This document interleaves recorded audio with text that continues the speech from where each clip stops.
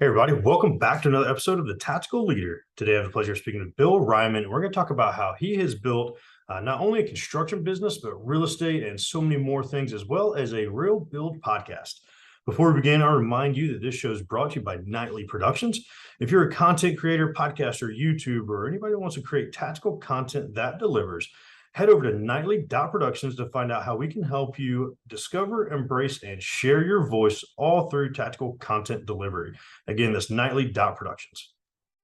Bill, welcome to the show, my friend. Zach, thanks for having me, man. I've been looking forward to this. Man, I'm excited about it because it's definitely going to be an interesting one where you're focused in the luxury homes arena with construction and with your real estate firm. But I want to give the audience just like an overall, because you have a really interesting journey where you didn't necessarily start or intend to go toward construction and real estate. And you grew up in that business, but you've seen time in how homes are built. You learn the best practices, buy and sell, really focus in that arena with construction knowledge. But then you went into college, you were intending to play football. You had an injury in college that forced you to really go into a shift, a changing course for yourself. You then dove into sales in general, where sales at car dealership really focused on a very high level of sales in that, and then got a business management degree and marketing, started getting back into that business acumen. But you focus in that sales world where you have a track record of selling millions in residential home sales, vacant land sales. I mean, you've been hustling the real estate world, which has led you to open RK Reiman Construction, where you build luxury homes.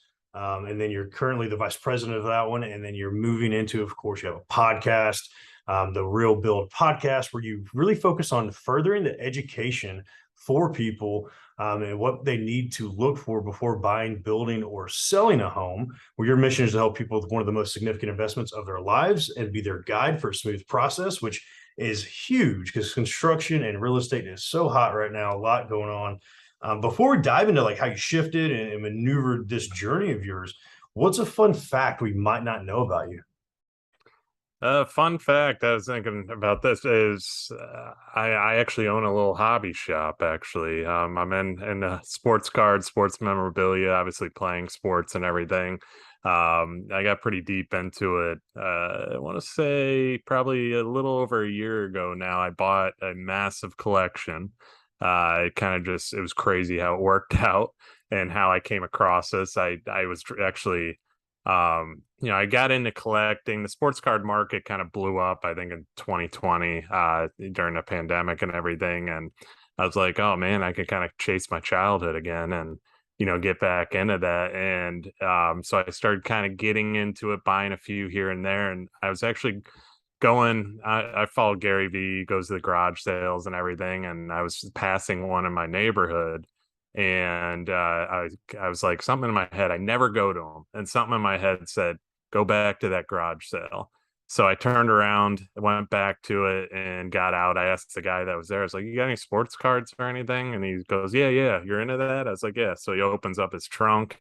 It's like he's doing some kind of side drug deal or something in a shot of his trunk. But opens up his trunk, he pulls out some books and some boxes, and he's like, I don't know what's in here, they were my dad's, but what would you give me for them? I go, I'll give you a couple $100. I don't know what you have either.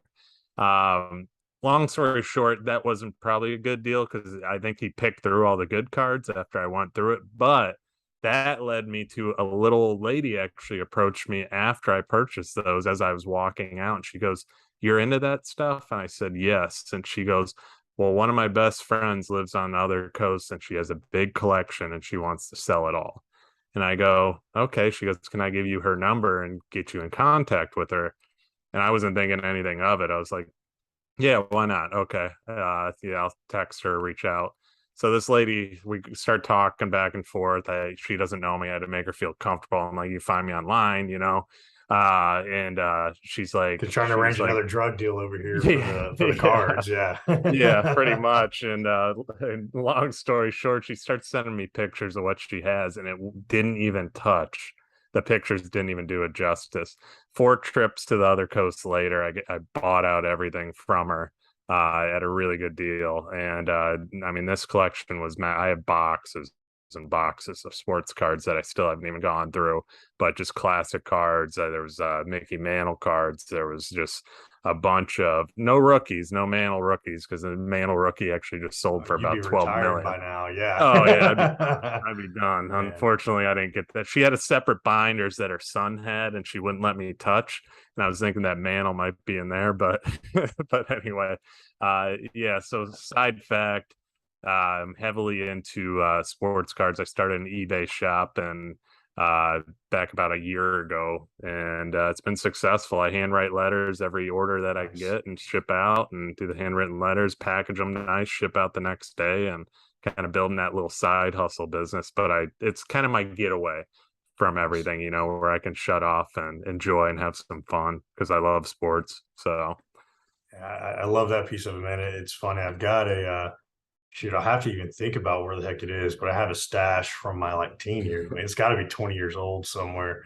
I have no clue what's in there, but this is back. I'm Atlanta, born and raised in Atlanta, so I have all the Braves cards from back in the day. So oh the nice. '90s Braves and all the World Series, and yeah, you're making me relive those days, man. I used to collect the hell out of them, and now I'm like, man, I bet I have $1 million sitting in that box over there. You Man, never know, man. You never gotta you know. pull it. It's like I pulled out a lot of my old stuff when I Mm. first started getting into it. I'm like, oh man, I trashed this. Like, what was I doing? I was putting the cards in the binders back to back, and now you kind of learn, Nice. like as you're older, it's just you got to take care of them. They got to be mint pristine, and but it's awesome. Definitely relives the childhood. I really enjoyed it. It's kind of my getaway of life and the craziness of real estate and construction too. It's where my shut off is, go home, Yeah. fiance goes to bed, and I'll sort some cards and chill and turn on the TV and have a bourbon or something. So Nice. And we're not drinking any of that right now. Wink, wink, no, just coffee, supposedly. yeah. Um, no, man, that's a fun little side piece of it all because I love that you have that outlet, but it also highlights that love you have for sports. I want to talk about that a little bit because I talk a lot about shifting and transitioning in the entrepreneurship world, but in life in general. I think a lot of us have things happen that forces us a direction that we might not have intended to go from the beginning, right? I wanted to grow up and play baseball professionally. Went to college for baseball, like went through these things, but obviously life shifts things, right? So you do different pieces. You were faced with an injury in college. Can you talk to us about this sports journey for you and tell us a little bit about when you got injured? Like what'd you go through? What was the mindset? How'd you make that shift and then go forward even stronger? It, yeah, I grew up playing football. I think a total of 10 or 11 years I played total once I was done with college. It was a big part of my life. I loved the sport, loved everything about it. I remember when I first played Pop Warner, I was like, this is what I like doing. I mean, I played baseball, soccer, basketball, and football was always kind of my favorite. And it clicked right away. I was just gifted with it. And I growing up too, I played both offense, defense, but my dad was a defensive player too. So he kind of, you kind of lean towards where your dad kind of pushes you, and he pushed me more towards playing defense and linebacker.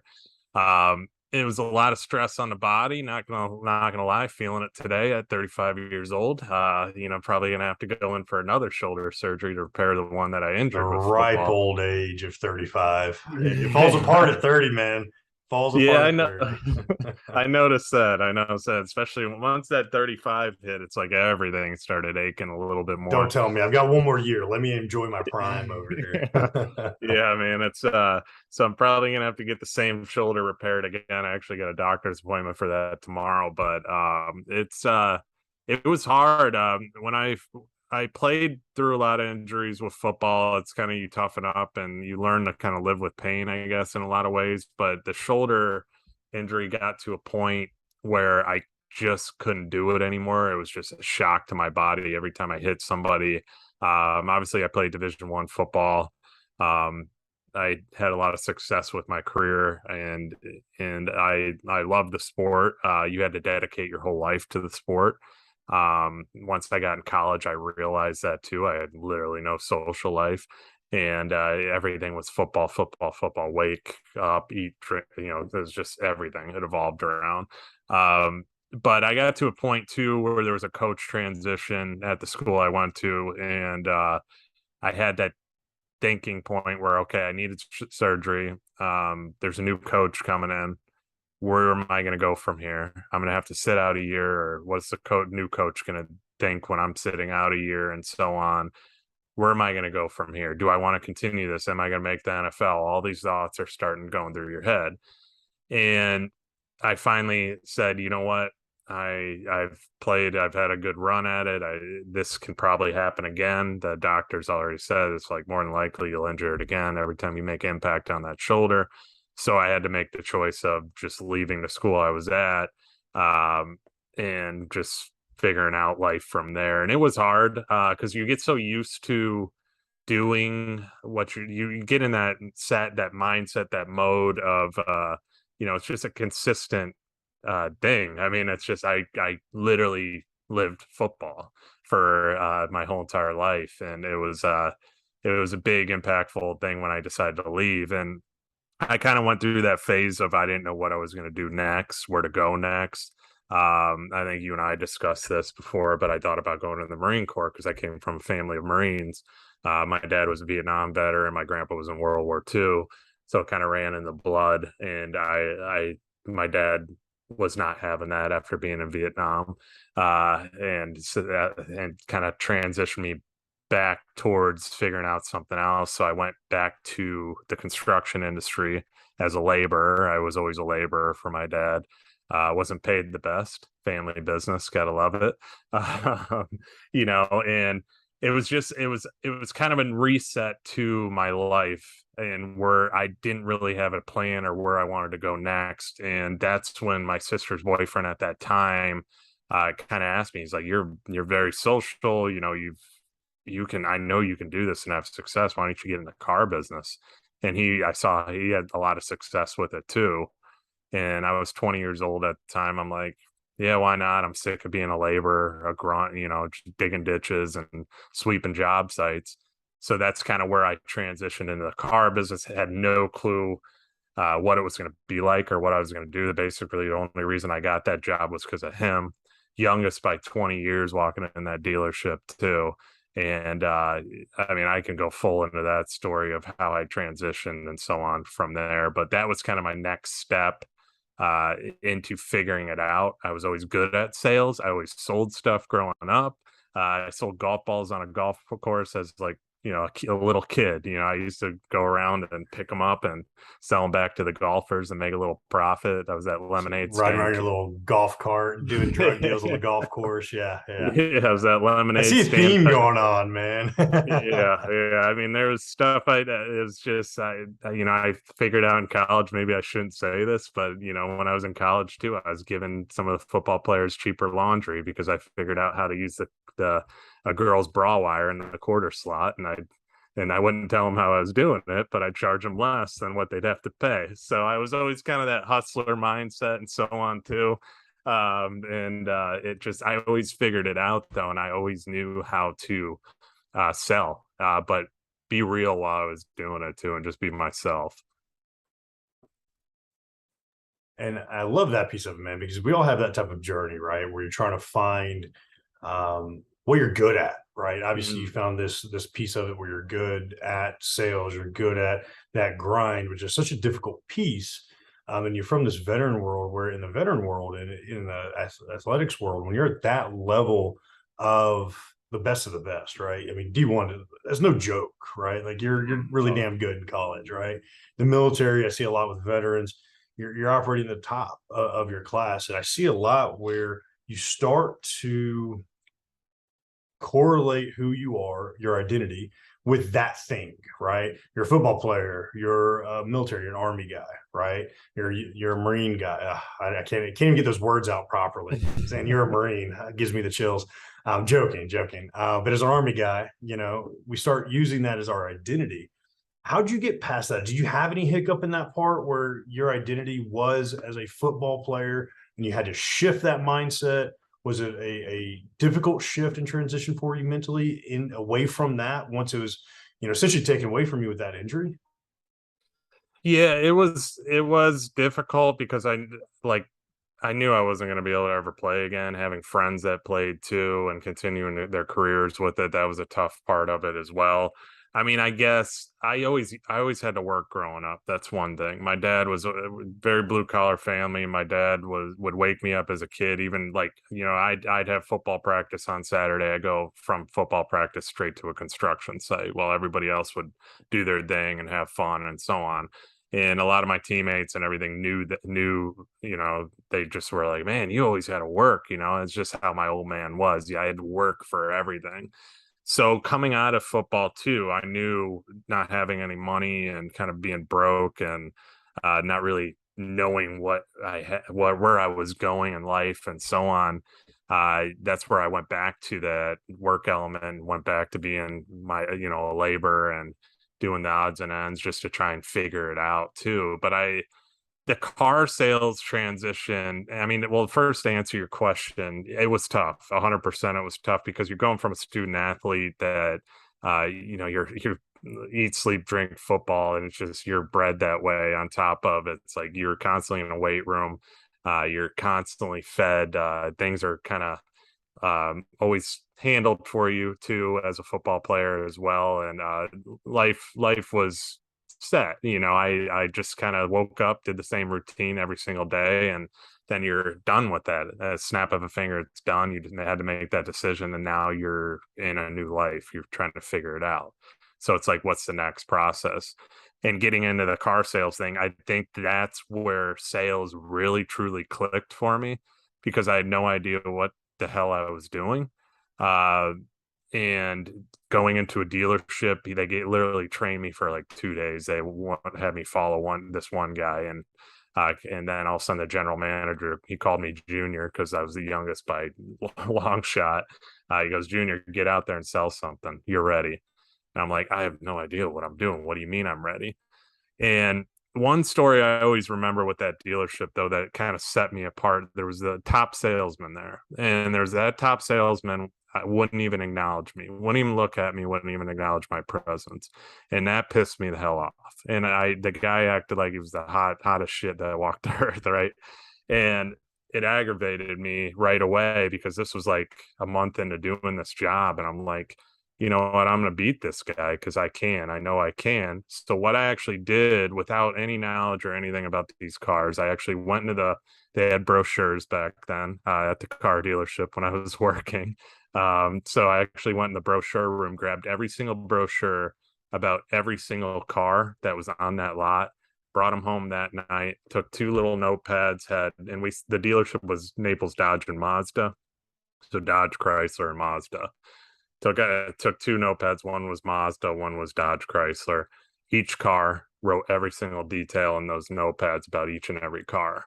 And I took those notepads every day to work with me. So whenever we had an up system there. Whenever it was my up, I'd ask, okay, how are you? I'm Bill Reiman, kind of introduce myself. And then they tell me what car they're looking for. I pull out the notepad, didn't care, just had it out, flip through that car, and then I walk around the car with them, get in it, start reading off the notepad and every detail. And then over time, that just kept absorbing into my head. And then those notepads went away.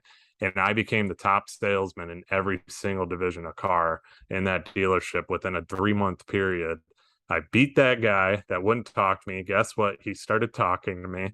And within 6 months at that dealership, they started training me to be a manager. I actually turned 21 there. I told him my uncle was coming in town or something to take off for my 21st birthday because when you're in the car business, you work 7 days a week. But that was that transition phase where in a month after month, I was a top salesman. And they started training me for management. And then I got to the next step in my life where I was like, kind of looked around, a lot of older guys. I'm like, do I want to do this my whole life? And that's when that next transition kind of went into place there. And I ended up kind of deciding I wanted to go back to college and finish my degree after 2 years of football. I was almost there. So be the first in my family to actually graduate college was kind of my next mission. Man, I love so much of what you just said because it's funny. My dad had a renovations company growing up. So same thing, man. I would work from 13 to about 20, I was working for him. So I was that free child labor that didn't get paid shit, I Yeah. might get $100 bucks a Anything. week in an allowance, if I Hmm. was lucky. That part cracks me up. But you were talking about the salesman that kind of had that better than you mentality, and you went in there and didn't let that defeat you. You took that mindset kind of as an underdog and used it to Hmm. motivate yourself. That piece I think is so fascinating because you think about it as we apply different things to business ownership, to life. We have these setbacks, and you didn't even focus on the setback. You focused on, all right, here's an opportunity to go prove yourself, to get remotivated, to compete again. Competition, when used properly, can be such a great thing. How have you seen that translate now into your successes, even at 35, as your body's creaky getting out of bed in the mornings? How do you see that success now translating for you? It's translated a lot. I mean, we're all in business to compete. I mean, it's just that's what business is. It's a competition against it. And if you're saying you're not competing with your competition, it's like, give me a break. You're not going to have a successful business, It's like And saying you're not a salesperson, right? Because we're all salespeople in business. exactly, exactly. And that's the thing too with the building business. There's one thing that always irks me is if I talk to a customer and I see another builder sign in front of their house and in front of their lot, that I didn't get that job. And then but instead of dwelling on it and saying, well, that's because of this, this, and this, I always say, what could I have done better? And I've shifted that mindset to that too, even with real estate. I actually just did a podcast on this. I lost a five and a half. I didn't lose it, but a $5.5 million listing to a a customer gave it to another realtor, and I did their home watch too. So I was at that house every week, and then I found out from the other realtor that she was listing it for $5.5 million. Now, if anybody wants to do the math, that's about 100 something thousand dollar commission on that house. So what did I do at first? Yeah, I was bitter when I lost that. But I kind of transitioned my mindset and said, you know what? Why are you even bitter? What could you have done to get that listing? What did you do wrong? What weren't you doing? Where should you have been more aggressive? Should you have done what that other realtor did?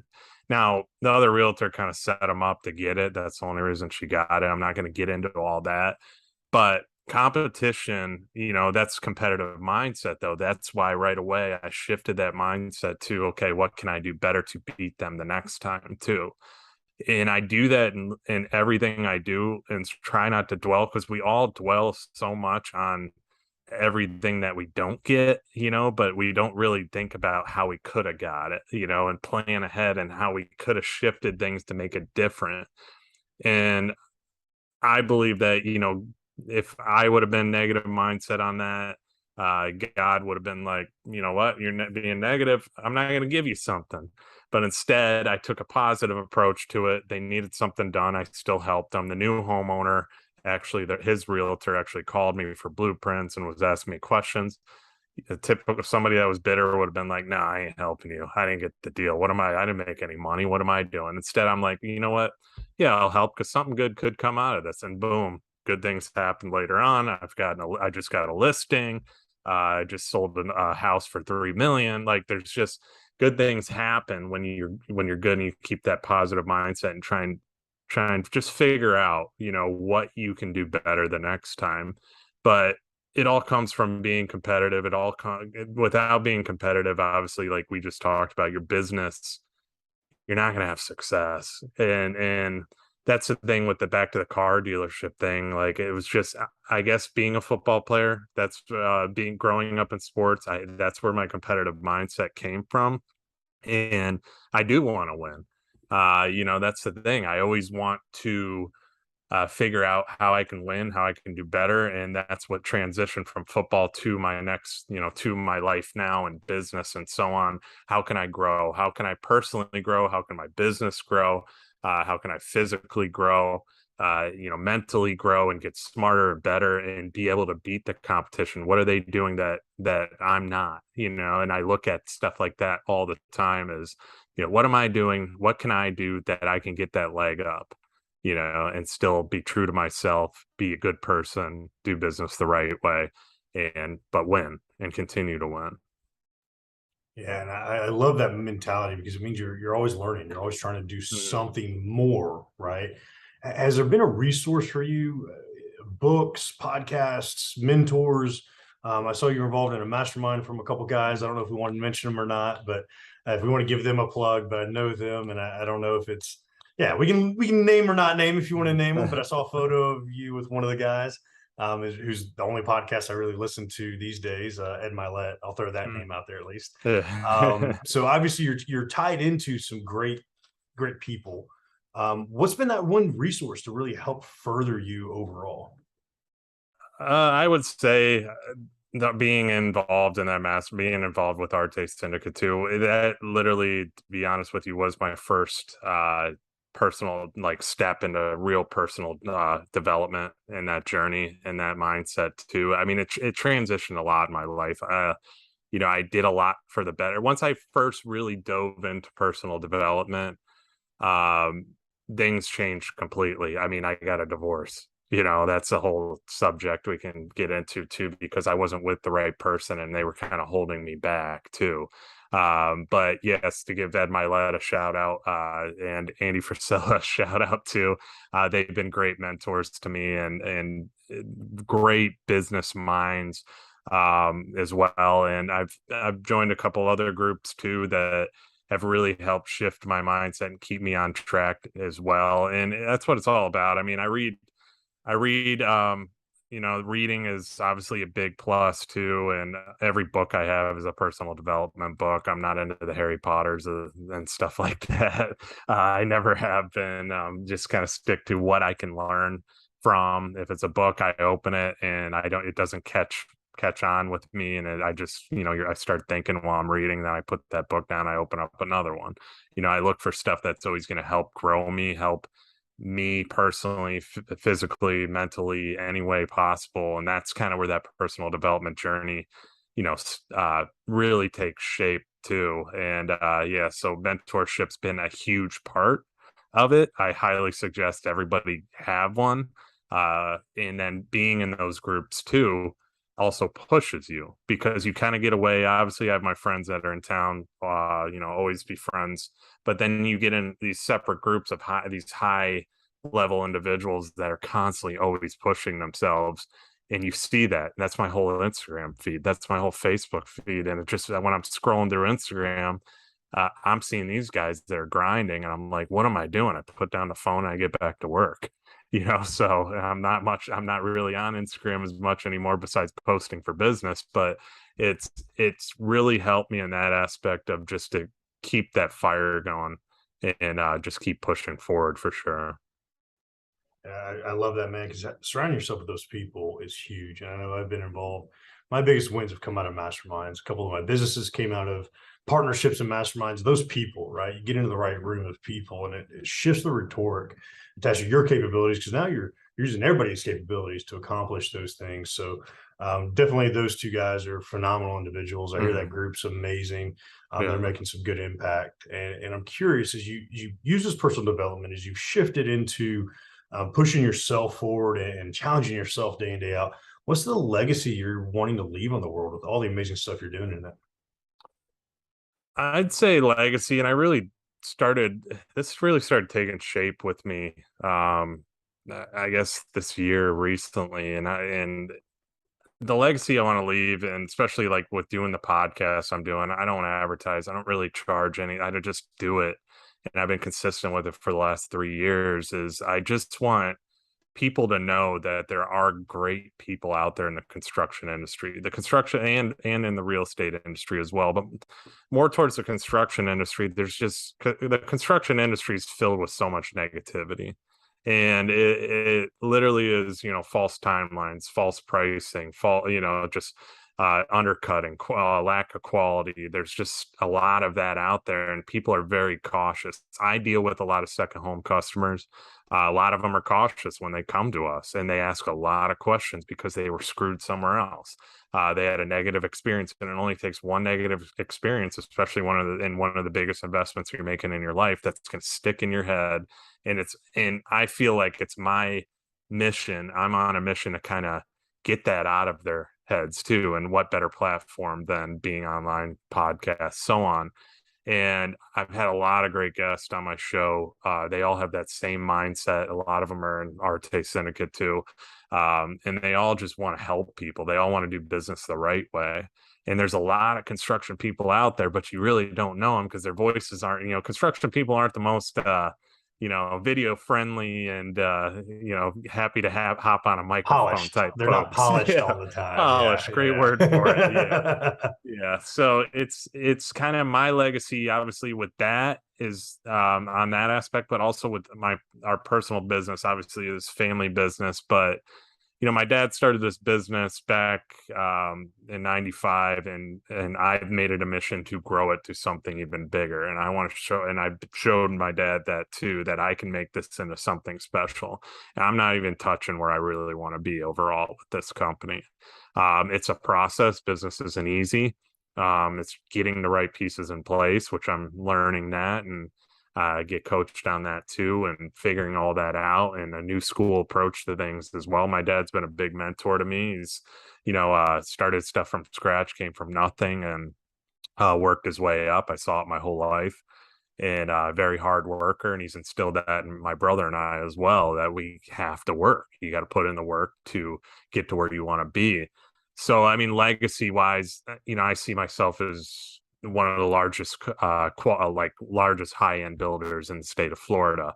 I also, legacy wise, I want to make you know, a name for myself and that aspect, but also, with the podcast side of things, I just want to teach people that there are good people out in the construction industry. And I want to get those people more exposure and showcase these in every aspect of the industry, even real estate too. That's another thing, because real estate, there's not, you got good realtors and then you got really bad ones. There's a lot of really bad ones right now because real estate blew up. So what did everybody go do? They went from doing what they were doing to go get a real estate license Especially because, during COVID. I yeah, mean, it was huge, really blew up during COVID. yeah, and everybody went and got a license, and a lot of people that did should not have got a license because there's a lot of elements to real estate. It's not easy, and the overall thing with real estate is helping the customer and making sure that customer is happy at the end and continuing that relationship. Same with building. It's not just take your check, run to the next, but there's a lot of realtors that do that.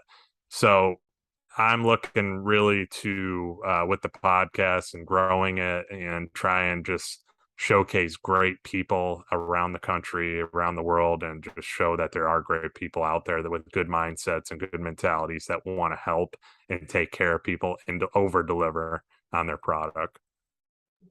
Yeah, it's such a great arena to be in and a mission to have, because I think everybody knows a real estate agent, but everybody also knows a bad real estate agent that Yeah.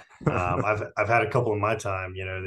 They're all about that commission, and then you don't hear from them again until all of a sudden you get the local college football team magnet and the schedule to throw on the fridge, Yeah. right? Like, or you get subscribe to their mailing list, and all of a sudden, Hmm. so many different things where a lot of realtors just don't seem like they don't care. Right? They might not, they might only care about the commission, but I love that you're on that mission to educate beyond that transaction. I think that's a fascinating piece to be encouraging, because it's such a great arena to be in. And I want to give the audience an opportunity. What's the best way for them to find you, locate you, social media, of course, the podcast?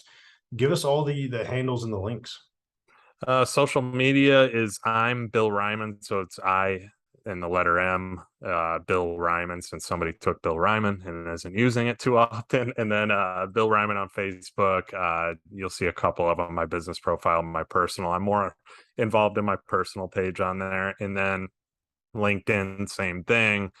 TikTok, you got to post to so many things, so I'm trying to keep up with TikTok. YouTube too is another one. I've been trying to grow that channel as well, with some more longer videos of what we're doing down here in Southwest Florida. But also the podcast, the Real Build podcast. I've had I'm on 153 episodes now. I had a bunch of great people and it showcases what to look for in the construction real estate industry. If you're looking to buy, build, sell a house, it's all there. I've had everybody on there, from designers to realtors to builders to commercial guys and so on. So it's been an awesome experience with that. I definitely encourage everybody to go check that out, because I scrolled through some of your ton of episodes, which is already better than a lot of people. A lot of people last about 10 or 12 episodes, and 150 plus is awesome. So definitely go check out the podcast, check everything that Bill's doing out. But also come back this Friday. We're going to get a little bit more tactical about some of this education and knowledge that he does pass on that podcast. And we'll be back to have that conversation during Tactical Friday. Bill, thanks so much for your time today, my friend. Thanks, Zach, for having me. I appreciate it.